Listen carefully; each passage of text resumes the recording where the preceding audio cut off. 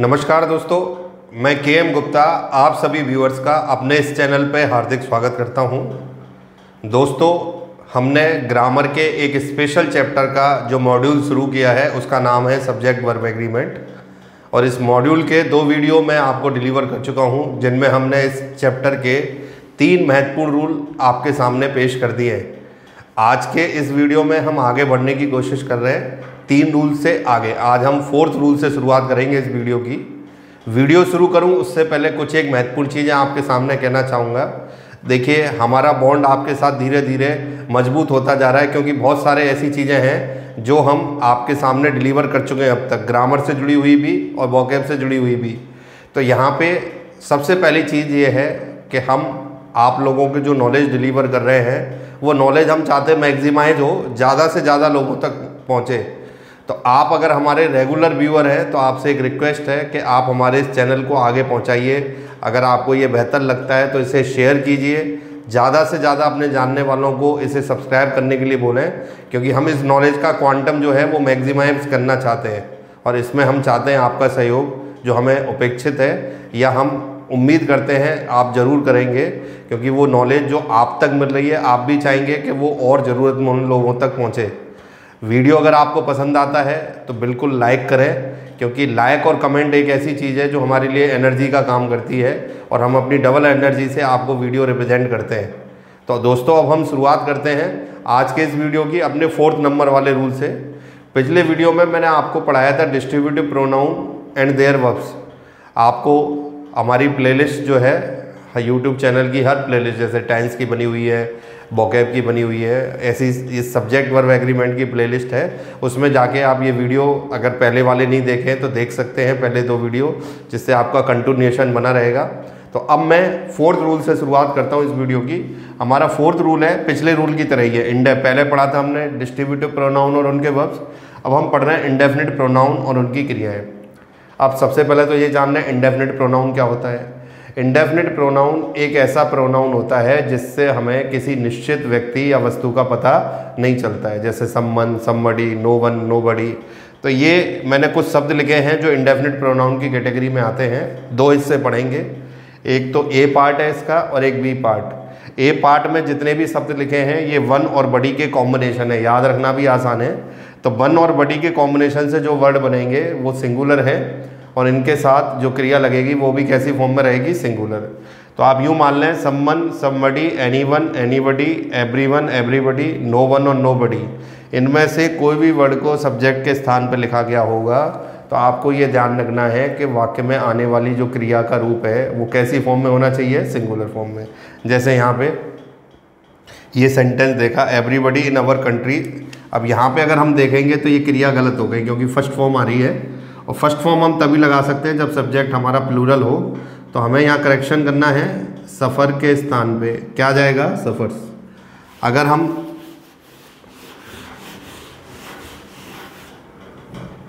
और एग्जाम्पल की बात करें तो जैसे एक एग्जाम्पल और ले लेते हैं।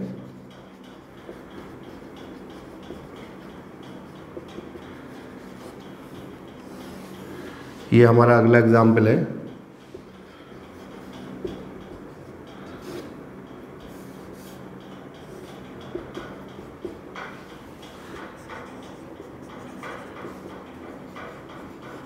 तो मान लीजिए इसके लिए अगर हम आंसर देने जाएं, हमसे पूछा जाए कि इसका आंसर दीजिए, तो आपको पता है कि ये क्वेश्चन इंडेफिनिट प्रोनाउन से बना हुआ है, इसकी क्रिया प्लूरल है, गलत है, या वर्ग के स्थान पे क्या जाएगा, वाज। तो आपको ये पहली कैटेगरी का इंडेफिनिट प्रोनाउन मैंने बताया। अगर इनमें से कोई भी प्रोनाउन आपके वाक्य में आता है तो आपको वाक्य में क्रिया कैसी फॉर्म में रखनी है, सिंगुलर फॉर्म में। अब दोस्तों, हम इसका बी ग्रुप पढ़ते हैं जो प्लूरल फॉर्म में रहता है। Let's see. तो दोस्तों, अब हम बढ़ते हैं इसी रूल के अगले पार्ट पे। ए पार्ट में हमने वो प्रोनाउन इंडेफिनिट देखे जिनके साथ क्रिया लगती है सिंगुलर। अब हम देखने जा रहे हैं ऐसे प्रोनाउन इंडेफिनिट जिनके साथ क्रिया लगती है प्लूरल। तो ये 4 ग्रुप हैं, बोथ, फ्यू, सम और मैनी। इन चारों में से किसी भी प्रोनाउन का इस्तेमाल करके वाक्य का सब्जेक्ट बनाया गया हो तो मैंने क्लियर लिखा है इनके साथ प्लूरल वर्ब अप्लाई की जाती है। जैसे हम इसका एग्जाम्पल लिखें मैंने लिखा many student commit suicide due to the excessive pressure of study. अब इसमें गलती ढूंढने के लिए कहा जाए, चूँकि आपको पता है ये प्लूरल होता है, तो इसके साथ क्रिया जो लगेगी वो प्लूरल फॉर्म में रहेगी। प्लूरल फॉर्म का मतलब आपको क्रिया में से एस या येस हटाना पड़ेगा। कमिट्स की जगह जो राइट आंसर आएगा वो क्या हो जाएगा यहाँ पे, कमिट।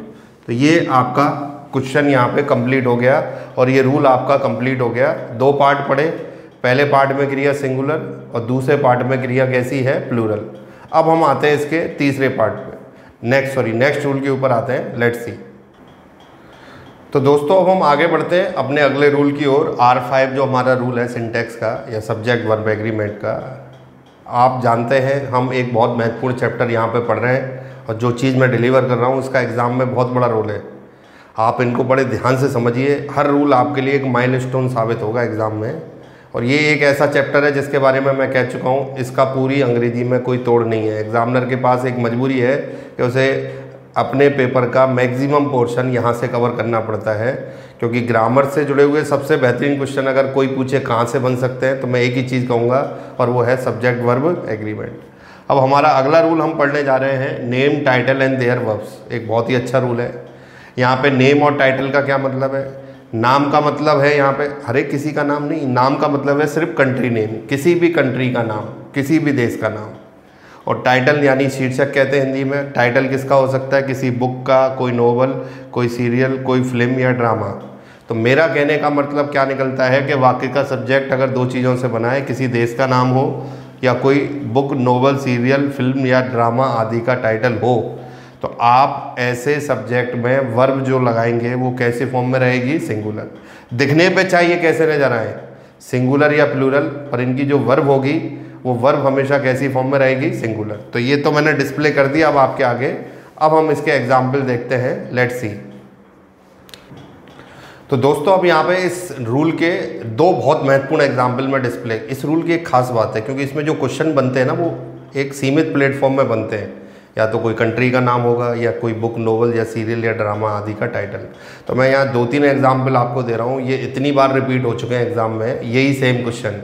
तो इसलिए आपको एक फ़ायदा भी है कि हो सकता है अगले एग्जाम में आपको क्वेश्चन जो पढ़ रहे हो यहाँ पे वो एज इट इज़ देखने को मिल जाए। तो इसको आप यूँ समझिए, यहाँ ध्यान से देखें कि पहला एग्जाम्पल मैंने एक कंट्री नेम लिखा है, the Netherlands are known for its natural beauty in the Europe. अब कई बच्चों को देश के बारे में, अन्य देशों के बारे में नहीं पता होता है, तो वो तो सिर्फ इतना देखते हैं कि यहाँ एस लग रहा है और क्रिया प्लूरल है। उनके दिमाग में बचपन से ही चीज़ घूमती है कि एस का मतलब प्लूरल, जबकि ये कंट्री नेम है, क्रिया सिंगुलर लगेगी, आर की जगह क्या जाएगा यहाँ पे? एस। अब इस एग्जाम्पल की ये CGL से लेके UPSC तक के कई एग्जाम में कई बार रिपीट हो चुका है, एज इट इज आ चुका है। CGL एग्जाम में 2-3 बार आ चुका है SSC के अंदर। क्या है? The Arabian Nights. किसका यूज़ हो रहा है यहाँ पे? एस।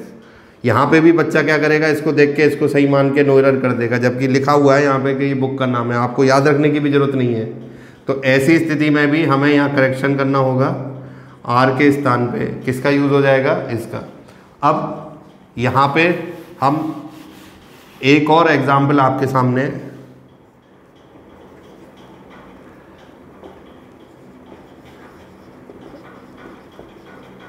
लिख रहे हैं, ये भी बहुत बार आया हुआ है।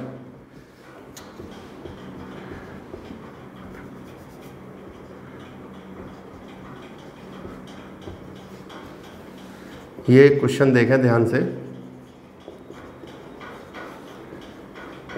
इस क्वेश्चन की भी फ्रीक्वेंसी बहुत ज़्यादा है एग्जाम में आने की। अब यहाँ पे भी बच्चा क्या मिस्टेकन करता है कि जैसे यहाँ पे 2 बार एस लग रहा है, वो सोचता है ये तो 100% प्लूरल होगा, जबकि ये बता रहा है यहाँ पे नोवेल का नेम है। तो यहाँ आपको गलत है, ये सही करना होगा, आर के स्थान पे क्या जाएगा? इस। तो इस रूल में जो खास बात है कि सब्जेक्ट कुछ भी हो सकता है, कंट्री नेम हो सकता है, उसके हिसाब से आप ध्यान रखें, या फिर कोई बुक, नोवेल, सीरियल या फिल्म, ड्रामा आदि का टाइटल हो सकता है। अब यहाँ पे हम एक एक्स्ट्रा नोट बता रहे हैं आपको, उसको ध्यान रखें। नोट क्या है? जैसे हम कंट्री नेम की बात करें उसका उपयोग कई तरीके, जैसे इंडिया के लिए बात करें, India is a developing country, India is a democratic country, India is a growing economy. इस तरीके से हम कई वाक्य बनाते हैं और क्रिया सिंगुलर लगती है। एक केस ऐसा होता है जहाँ कंट्री के नाम को प्लूरल माना जाता है, और वो कब होता है? जैसे मैं कहूँ इंडिया ने ऑस्ट्रेलिया को 5 विकेट से हरा दिया। तो यहाँ पे हम बात कर रहे हैं, इंडिया का जिक्र कर रहे हैं किसी खेल की टीम के रूप में, जैसे वो क्रिकेट है, हॉकी है, फुटबॉल है और कोई गेम है, तो जब सब्जेक्ट के स्थान पे किसी भी देश का नाम खेल की टीम को रिप्रेजेंट करता हो तो उस स्थिति में हम क्रिया सिंगुलर ना लगा के उसके साथ कैसी लगाते हैं, प्लूरल। ये विशेष ध्यान रखना है। जैसे इसका एग्जाम्पल, हम एक एग्जाम्पल लेते हैं।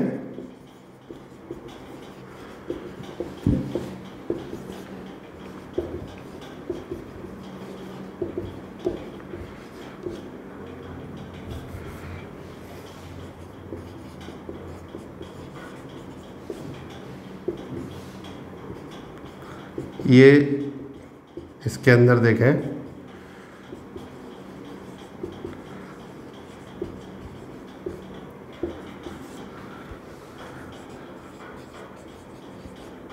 अब हम इसका आंसर लें तो ये कंट्री नेम आ रहा है, वैसे तो क्रिया सिंगुलर लगती है पर ये कंट्री नेम यहाँ पे किसी टीम को रिप्रेजेंट कर रहा है, किसी खेल की टीम को, तो हम यहाँ पे इसके स्थान पे किसका यूज़ करेंगे, है। तो इस नियम में हमें एक एक्स्ट्रा वैरायटी भी मिल गई कि अगर सब्जेक्ट के स्थान पे किसी देश का नाम खेल की टीम को रिप्रेजेंट करता हो तो क्रिया सिंगुलर ना लगा के उसकी जगह क्या लगाएंगे, प्लूरल।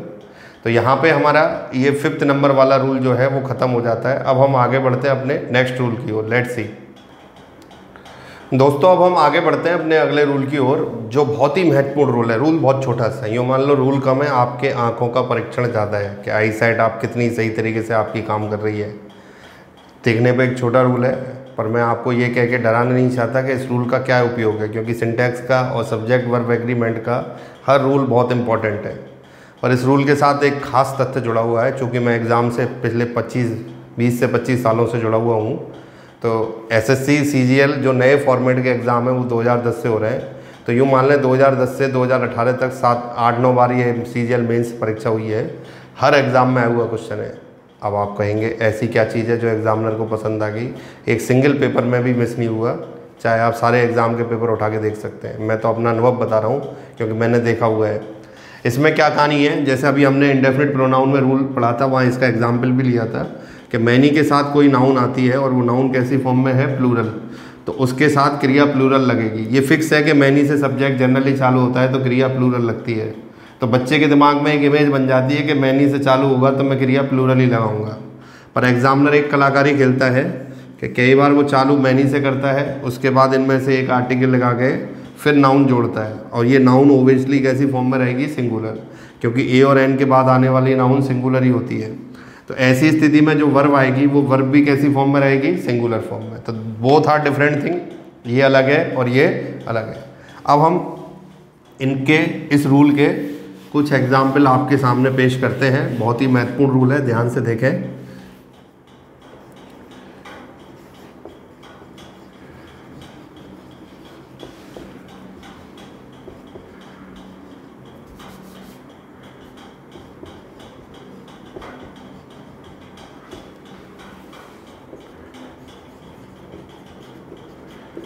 ये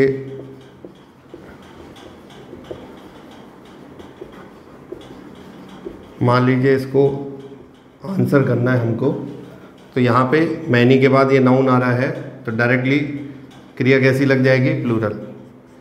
अब हम इसी क्वेश्चन को ऐसे बनाते हैं।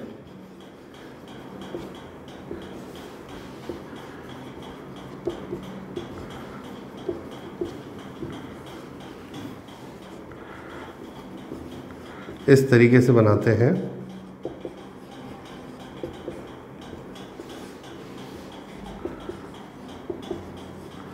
तो कैसे बनेगा ये आंसर, यहाँ पे ध्यान से देखें। मैनी के बाद ए के बाद नाउन, तो अब ये क्रिया चेंज हो जाएगी, यहाँ वर्ग के स्थान पे क्या जाएगा, बस। तो दोनों में डिफरेंट चीज़ें हमें देखने को मिली। अब एक इसका एग्ज़ाम में आया हुआ क्वेश्चन भी मैं आपके सामने डिलीवर करता हूँ। ये CGL मेन एग्ज़ाम 2010 में आया हुआ है, बहुत ही अच्छा क्वेश्चन है।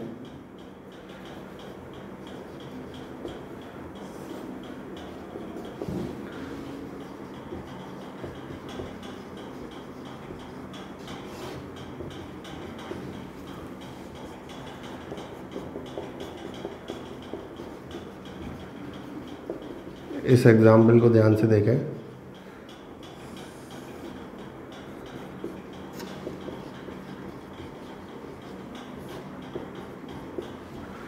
इसमें यूँ देखें, ये गलत है, या हैव के स्थान पे किसका यूज़ हो जाएगा, हैज़।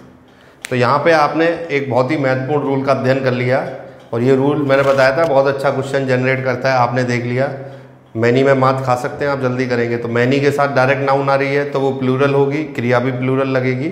और मैनी के बाद ए और एन लगा के अगर नाउन जोड़ा गया है तो वो क्रिया कभी प्लूरल ना होके हमेशा कैसी फॉर्म में होगी, सिंगुलर फॉर्म में। तो आज के इस वीडियो में हमने आपके सामने 3 बहुत महत्वपूर्ण रूल डिलीवर करे। अगर दोस्तों आपको ये वीडियो पसंद आया है तो निश्चित रूप से इसे लाइक करिए, शेयर करिए, जिससे ज़्यादा से ज़्यादा लोगों तक ये नॉलेज मैक्सिमाइज हो सके। और हमें अपने अनुभव बताइए कि आप और क्या चीज़ है जो बेहतर रूप से हमारे इस मॉड्यूल में देखना चाहते हैं।